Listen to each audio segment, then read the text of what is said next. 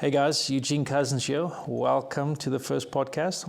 This, guys, gonna have to bear with me because this is gonna be a new process for both of us. So I've had a YouTube channel for ages, but doing a podcast and talking about conservation topics, this is gonna be a new experience for me. So I'm wearing one of my original shirts that. I'm going to put a picture up when I was working with the chimpanzees hands-on and doing the rehabilitation with chimpanzees. That was almost 20 years ago. Think about how time flies. One morning you get up and you realize it's been 20 years already. This is, I had so many of these trousers, green trousers and, combat boots and these blue shirts. They're all the same type simply because for the sake of continuity in the TV series, had to have quite a few of it. And trust me when I say the chimpanzees destroyed a lot of the clothing because they are so strong and they were, it's a pretty robust animal to work with, if I can put it that way. Tough animal to work with. All right, so there's going to be a combination of viewers in the podcast. There's going to be those that remember the whole process, that have been there from the beginning, that have watched the TV series, remember how the chimp Eden was built, how it was created, all the adventures that took place. And then there's going to be a section of the viewers that are completely new. That are youngsters that are, in their 20s, teenagers or youngsters. I get all these different emails and messages from people that, the series was broadcast in a period where they weren't even born yet. And that's where you realize that you've got a little bit older, quite a bit older. Hopefully I don't look all that different from me as a youngster when I did the series, but it has been a long time. So I'm going to try and cater for both these groups. The topics certainly will be relevant, but just doing a short recap on the past, I think, is important just for the new viewers to also understand the backstory. So in the very early 2000s, I started the Chimpanzee Eden Project in partnership with the Jane Goodall Institute. It's important to know why I started it. I wasn't specifically interested in working with primates. It wasn't a mission that I grew up with longing for or wanted to do or had some form of passion for. I studied economics. I was business qualified, if you want to call it that. I've had businesses in the past before that, but I was very young, my very early 20s. So the project for me started really, the very first conversation that happened about the project was me meeting someone from the Jane Goodall Institute on a game drive here on the property just after we finished building a 5-star lodge with a nice conservation project in the sense that you can go onto game drives, experience the animals on the property. It's a very mountainous place. And I was sold hook, line, and sinker from the very first conversation with this very passionate person about the plight of the primates. Now, obviously, I had to do some investigation afterwards, but mainly my source of information was what she told me and what the Jane Goodall Institute, what their messaging was around primates, around chimpanzees specifically. How conscious they are of their environments and what a desperate need it was. Very important to listen to this next part.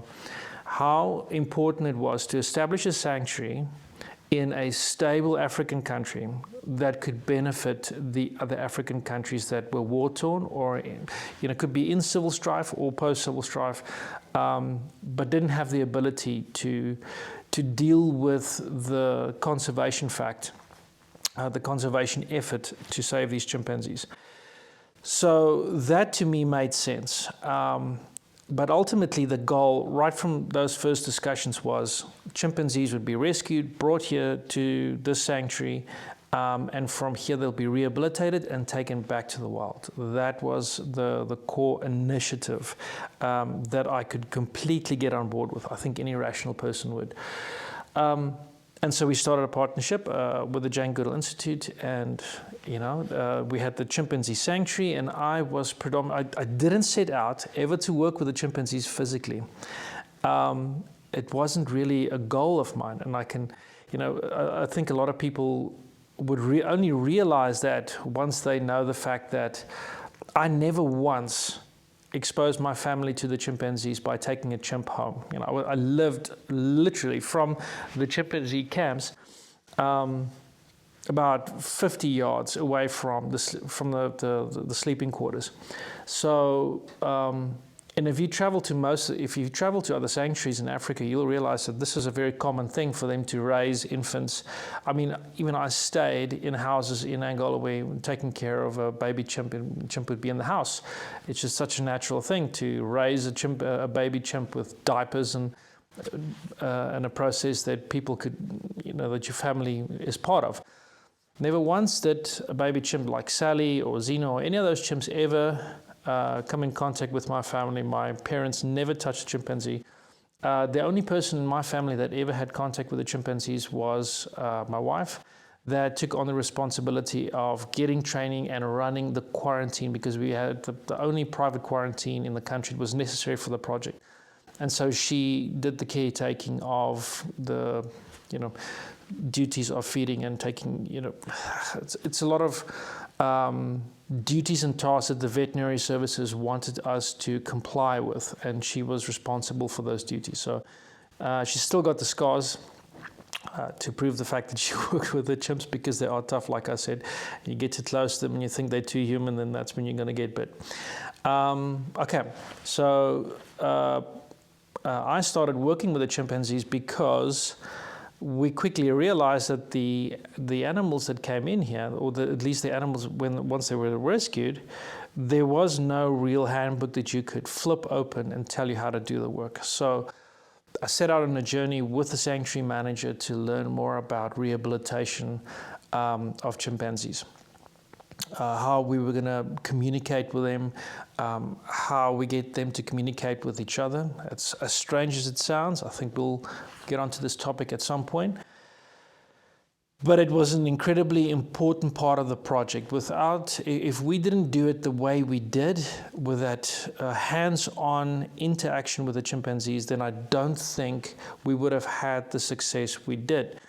And even after my involvement, when I was starting to wean myself out of the project, many years after the start of it, I'm talking about right at the end, when introductions were done without the system that me and Philip created, it was dangerous, and chimpanzees did get hurt. So it wasn't. I think that the science that we did here was important, and it had a great impact, and it made the project run a lot smoother to get to its end goal of creating family groups. That's what I'm going to say about that for now.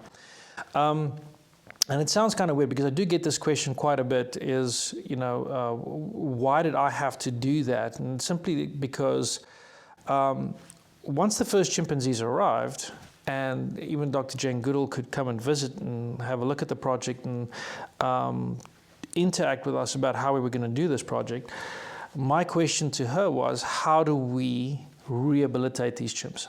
You got to realize that for some people that haven't watched the series but are interested in the topic, some of these chimpanzees were in cages somewhere between 3 years to 50 years stuck in a cage, mentally just as affected as what a human being would be that was locked in the cage for that period of time. So they were mentally unstable. They had gone through an enormous amount of trauma, and we both had to deal with the fact that they had trauma and the fact that they now had to be part of families. And there was a very strict condition from the Parks Board that the animals were either to be placed in semi-wild enclosures, or they would have to be put down. But no caging was going to be allowed. So there was an enormous amount of pressure to do rehabilitation to be successful, but also the knowledge for that and the risk involved to be able to do that. The people that were involved at that point, we didn't really have the answers.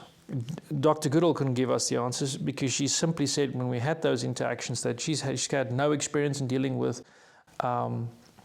chimpanzees that were of this nature, that were rescued under these conditions. Now, I'm sure there were personalities at some of the other sanctuaries in Africa that have dealt with these types of situations, but Dr. Goodall herself weren't able to, she wasn't able to give us any help in that sense. But she had a valuable resource of information of her work at Gombe that we could use as a basis, as a starting point, to work from in order to start the rehabilitation work. So my work was, and the reason why I did it was because there was this pressure and somebody had to take the risk of how we were going to do it. And I just said that I would rather risk, because I started the project, I would rather risk my life than risk anyone else's life when going into a cage with a chimpanzee, if that was going to be the process to get it done.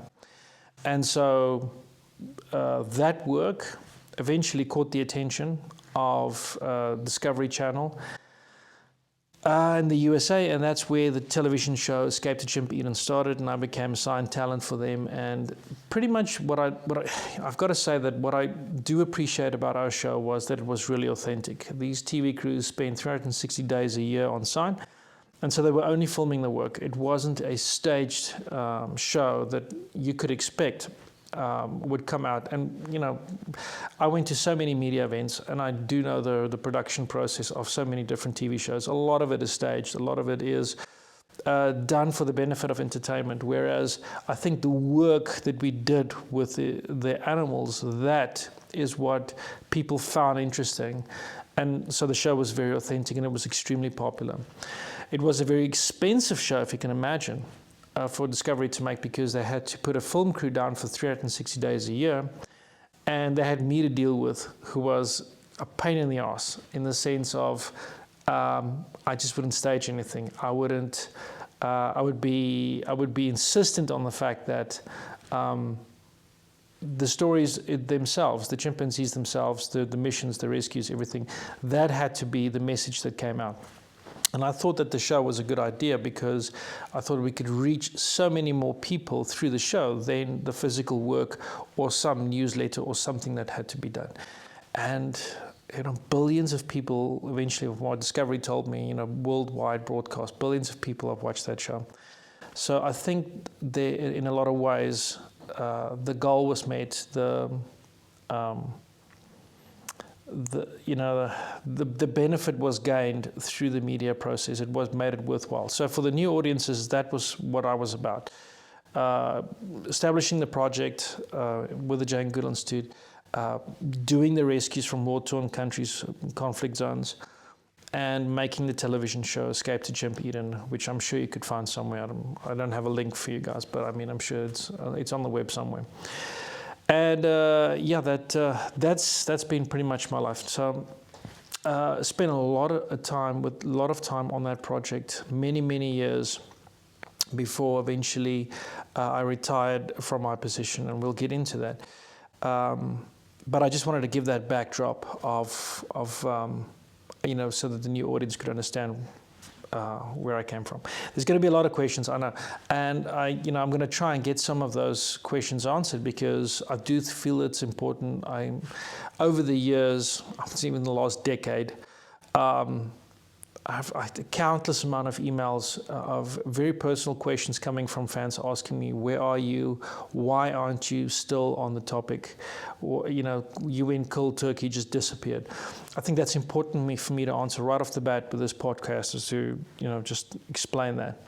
The Jane Goodall, when I decided to retire, there were reasons for it. And part of the reason was the Jane Goodall Institute had changed to become an international organization, and their goal was to end private partnerships. And so our private partnership with the sanctuary, with them on the sanctuary, had to come to some form of conclusion. And I thought it would be the best thing for the chimpanzees if there would be the benefit, now that it was established, there would be the benefit of the tourism model to fund the sanctuary and the cost of the sanctuary, plus the Jane Goodall Institute being able to get donor funding and do more with all of the financial resources that they then have as both an income and as donations. So it made sense for me to make that decision that even if I throw a rock right up my, nice, good, strong arm, good throw, I'd be able to get I would get a rock thrown into one of the enclosures. That's how close it is. I mean, the project's still here. It's right under my nose. So just wanted to explain why I decided to ultimately retire and for the Jane Goodall Institute to take over the project. I think that was the thinking, was the most logical thing to do. And they requested that I would have to tone down my involvement on the topic because of how large a brand I had become at that point, through all the talk shows that I did, through how widely the show was distributed. For years, the show was just repeated on Animal Planet, worldwide at different regions and everything else. And so even though I would have the intention for them to get the benefit, the fact is that I needed to try and disappear or go dark on the topic in order for the focus to come back to the sanctuary, to the Jane Goodall Institute, the Jane Goodall Institute brand, so that they could do better as an organization and benefit the chimpanzees ultimately. So it wasn't about me, it was about the project.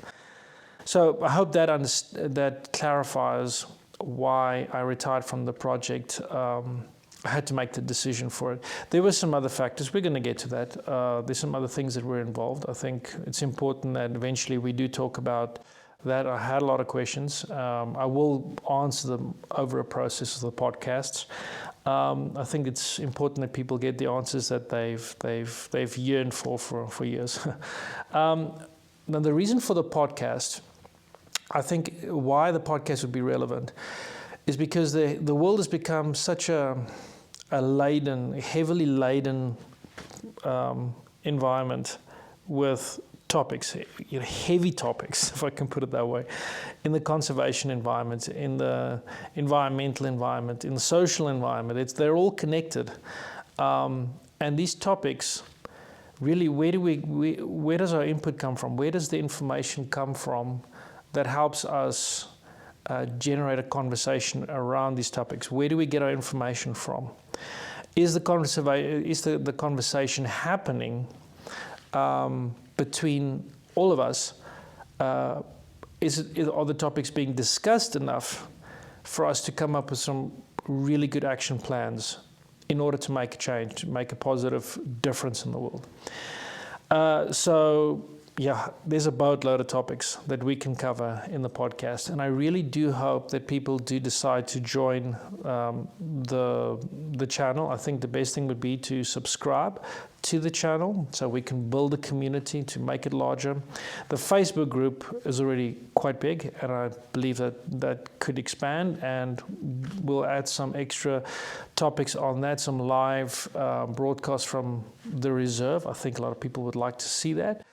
The environment, I mean, it's difficult to try and picture things just from simply what people saw in the past from the television show, because they were never able to show the broader environment of the reserve versus what the chimpanzee project was, because it was very on topic. It was very just surrounding the chimpanzees.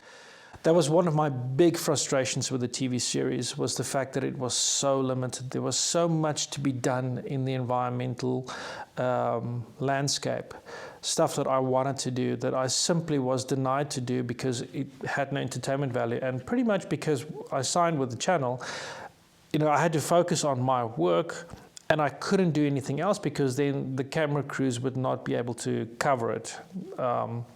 It just wasn't part of what the series was about.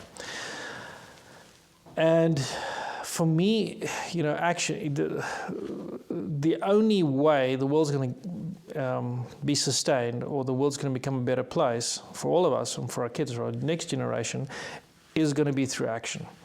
And so sitting on my hands, not being able to do stuff about poaching, and some of why these chimpanzees are being orphaned in the first place, that to a large degree frustrated me. I needed to get more involved in that side of things. And I felt very limited that I couldn't expand or broaden my horizons when it came to that. And I'm going to give a very good example as well. My show was about being physical, about rescuing chimps, and it did make a difference. But there was only so many amount of chimps that I could rescue. But you could have a project like Sea Shepherds, for example, that was being broadcast around the same period, and they were physically stopping ships from taking the whales out of the ocean. So that was powerful for me because they could do something. They were part of a solution. They didn't just talk about a solution, they acted on a solution, and they were immensely successful with that project. So you can see where my mind was going, that I would want to be more successful. But on the other hand, once I retired, it became a problem that I was the chimpanzee guy, and my brand was, and I say brand, I never intended to be a brand in the first place, but my name was so all over the place, connected with chimpanzees, that it damaged the Jane Goodall Institute's project here of drawing more tourists, of drawing more attention. So that's why I had to keep a low profile in that sense, and I've been doing it for such a long time. It just became second nature to withdraw. But I like to talk about these topics. I like to be part of the community, to have better information come to people so they can understand what's really going on.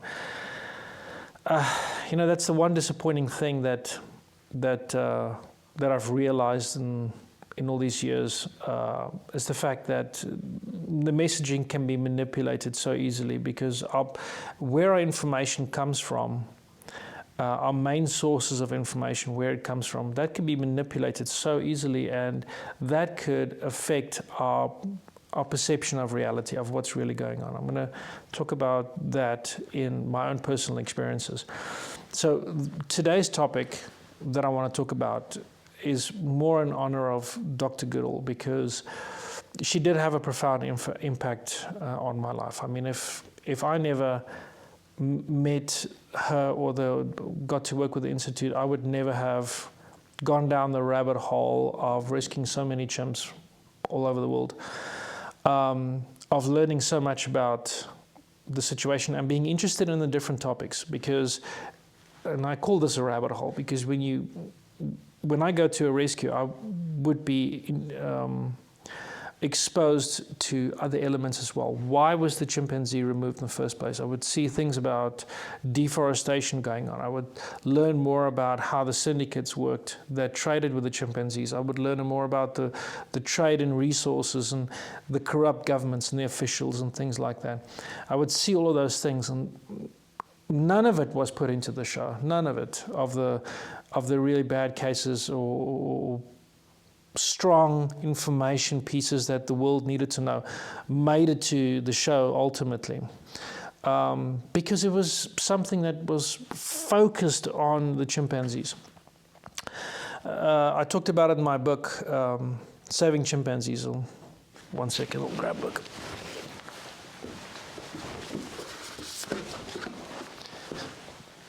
Had to get out a picture there for a second. This is the last remaining copy that I know of. Now, I know that there's some in the black market, Saving Chimpanzees. It's not in print anymore. Me keeping a low profile made sure of this book disappearing, and it was great to have a DVD of all the episodes. I'm keeping this one as kind of like one of those items that I just have sitting here on a table that I don't share with people. It's not going to go anywhere. It's a valuable piece for me. Now, in that book, I talk about some of my experiences and how that was cut from the show, but what really influenced me a lot.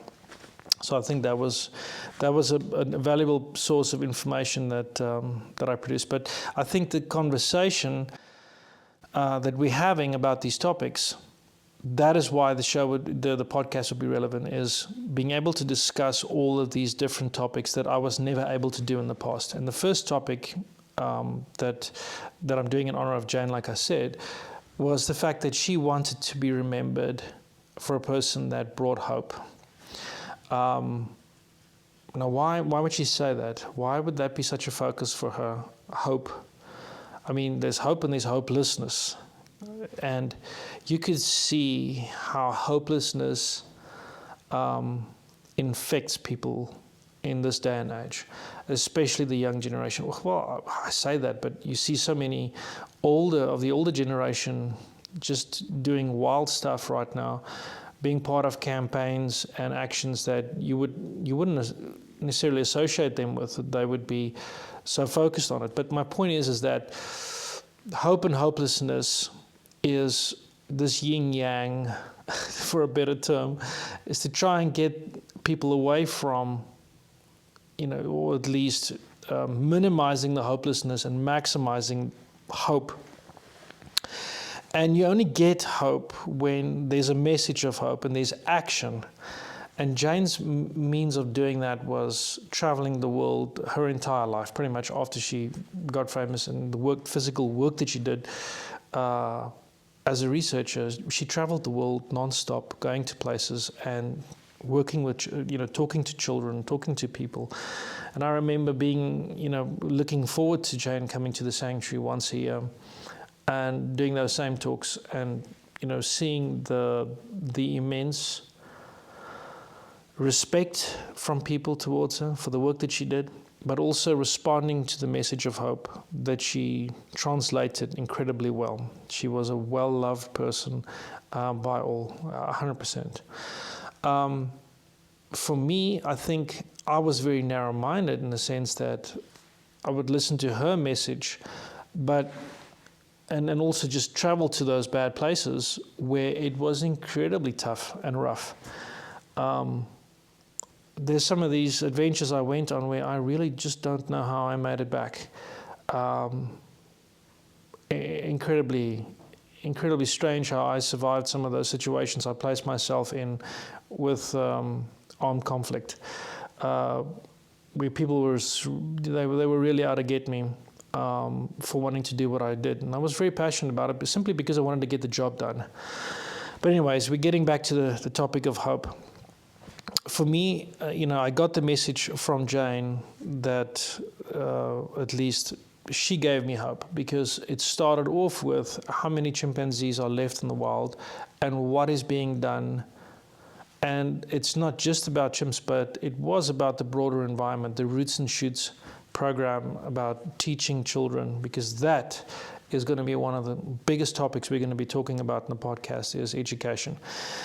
You got to teach kids to care for the environment. You got to teach them that they're the future. You got to teach them that what their actions are going to be will directly determine how this world will eventually end up. And action, it's all about action. Now, for me, my talents was to have the action to go and rescue the chimpanzees and to make the television show that'll bring about change. That was my effort. I think I succeeded in some measure in that effort. But that didn't necessarily give me personal hope. What I was doing was that I was trapped within this tunnel, this rabbit hole, and I wasn't escaping it. I wasn't going on safaris, spending time with elephants and rhinos and whatever else, and enjoying nature and the beauty of it. I was trapped in this rabbit hole where I got fixated on the fact that everything's hopeless, that I might get the message of hope from Jane, but I'm staring into hopelessness the whole time.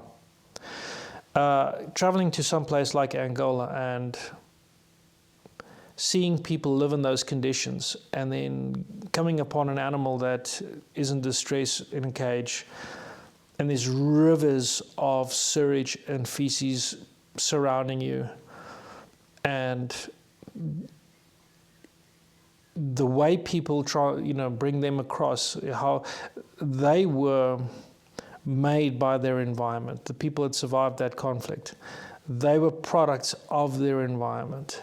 So I would say that the corrupt officials and the nastiness from the general public, the general resistance to wanting to do better, of what our mission, for example, was. That kind of, I was kind of trapped in that environment. That was my perception. That's what I'm trying to bring across. I'm not trying to ramble here, but bring the point across that my perception of the world was directly influenced with my environment. I was seeing that on a daily basis. I was seeing the pain of the people, both the people and the animals that I was trying to rescue. And there was this constant evil presence of resistance, of stopping a good force from coming to bear. There was always this constant resistance to get me to get the job, to stop me from getting the job done. And I couldn't deal with that. It made me a very angry, bitter person, a very aggressive person. I could be prone to violence, absolutely. I can see how people could get so hopeless and so frustrated with their environment that they would be easy to go over to use violence as a measure to topple things, to fix things. I can understand where that comes from, but that's not the answer. And I can honestly say that even though I was able, just through bare grit, just the type of person that I am, is that, and I describe this as a form of ADHD, is just, you can describe it as grit, I don't know, but I can't give up. I can't do a job. I can't do a half job. It's against my programming, as against my being. So I would go back 7, 8, 9, 10 times to Angola, arrange for the animals to be taken care of, and just plow through all of those negative influences, simply because I needed to complete the promise that I made to myself that I would see every one of those animals rescued.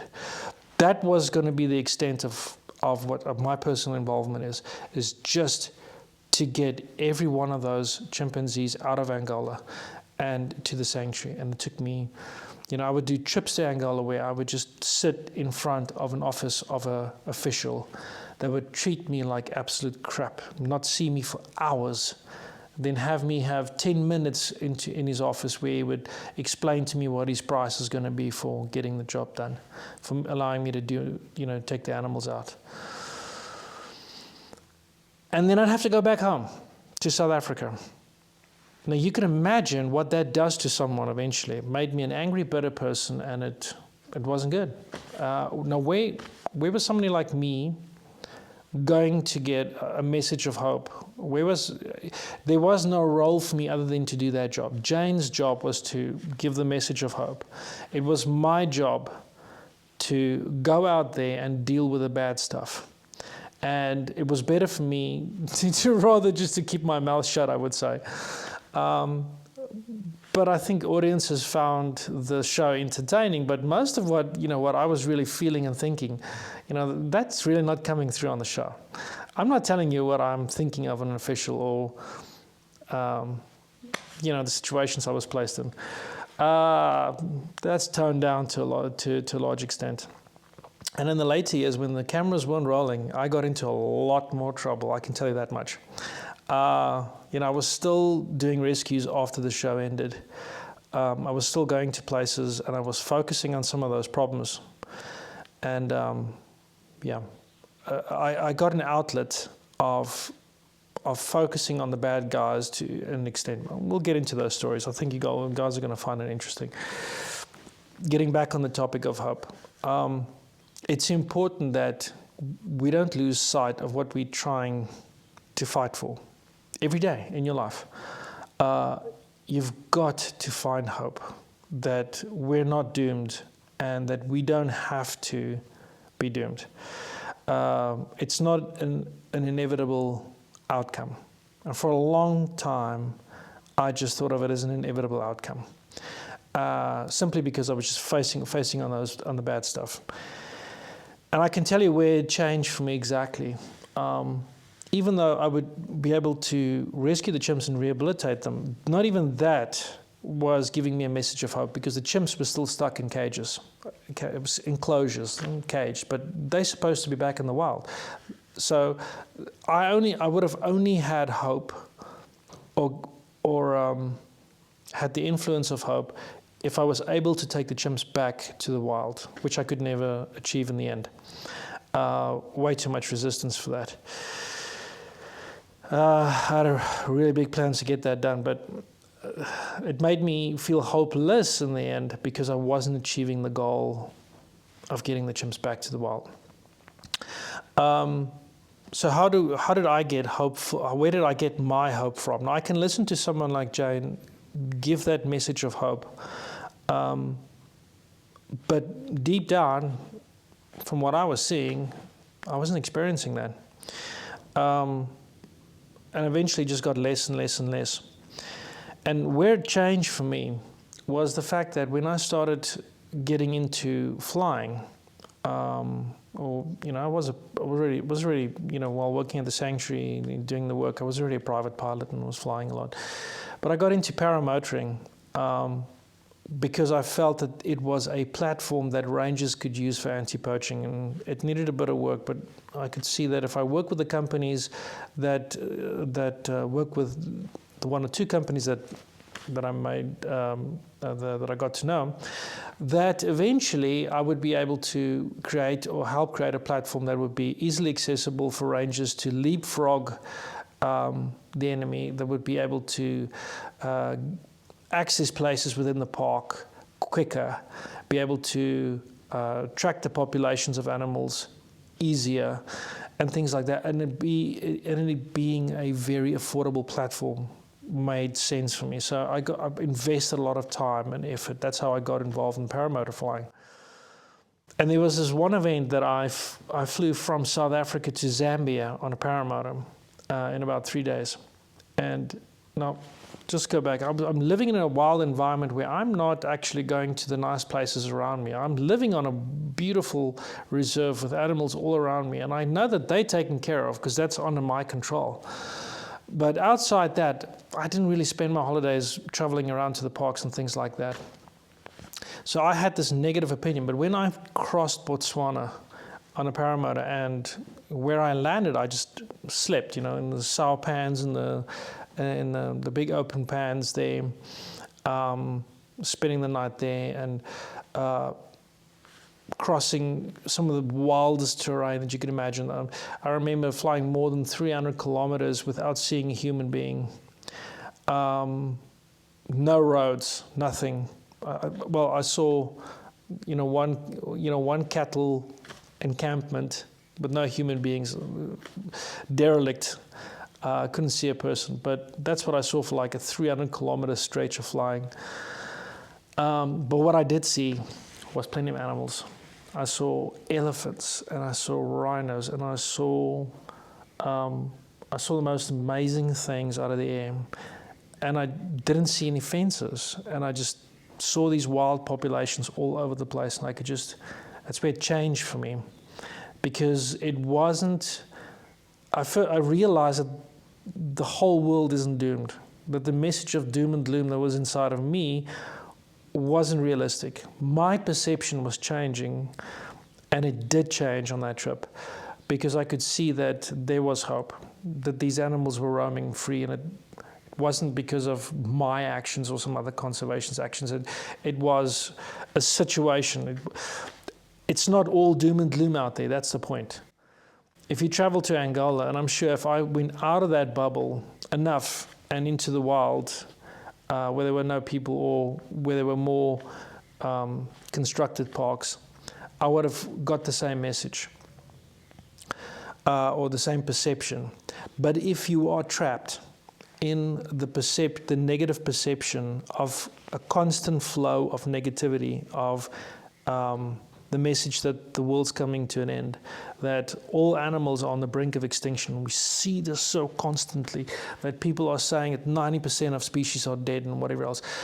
I can take this camera outside right now, go walk, and I don't have to push the zebras out of the way just to get from A to B. My point is that it's not true to say that the world is doomed. We should fight the negative perception, and rather say, if I change my perception to understand that most of the world is still perfectly fine, and that I could improve my immediate environment, that I could improve it for my community, and I could duplicate and create more good spaces, and live in more harmony with the environment, that I could have a positive effect. You being in a more state of hope, you being in a more hopeful state, that is more important to the world than you being in the state of hopelessness. I think that is the most important point I'm trying to bring across with this podcast. Be hopeful, not hopeless.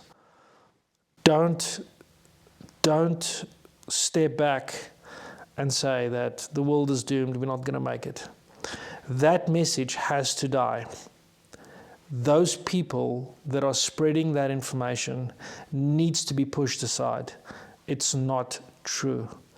And since then, since that single event, I've traveled all over Africa, flying some of the most amazing places. I have climbed trees in Gabon with wild chimpanzees, right to the top of the canopy, looking out over the most amazing rainforests. And I can tell you it's not true. Hopelessness should die. Hope should thrive. And I want you guys to remember that.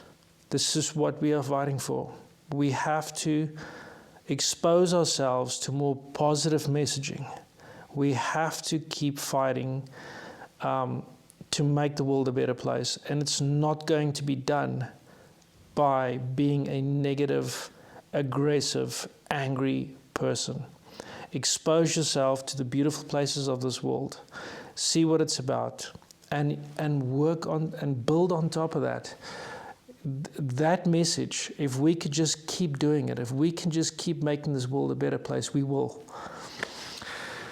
So guys, I think this video is long enough from my side. I'm certainly getting a little bit emotional about it because it's something that I have to bring across to my family, to my child, and it's certainly something that is constantly in my inbox. When people are asking me about this or that, the negative things happening in this world, there's plenty of bad stuff happening in this world. We'll get to the topics on how that perception can change, how you can make it a better situation, how you can be part of the change, be positive. But before you can do that, before you can become part of the positive change, you've got to get rid of the hopelessness in yourself. I certainly feel a lot better as a person, and I'm seeing the world in a much different light than I used to, a much more positive light. So I think that is the wrap for this episode. If you guys are interested in continuing on this journey of the podcast, I need to see that you guys are willing to want to hear what I have to say. The only way that's going to happen is if you guys subscribe to this channel, to the YouTube podcast channel, and make sure that you are a member on the Facebook page.